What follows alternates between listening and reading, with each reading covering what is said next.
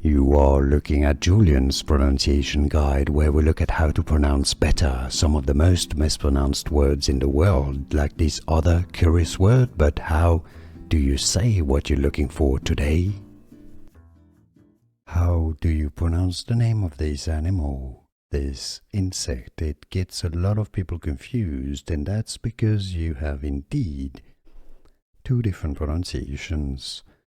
So they are written down as phonetics on your screen below.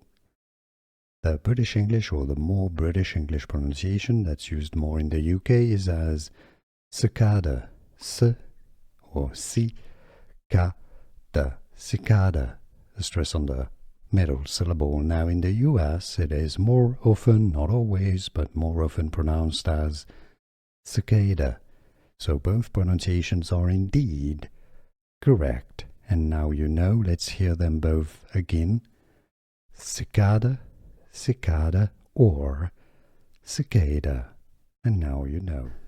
Here are more videos on how to pronounce more confusing words and names too many mispronounced. Like this video if you found it useful. I appreciate your support. I'll see you soon, and thanks for watching.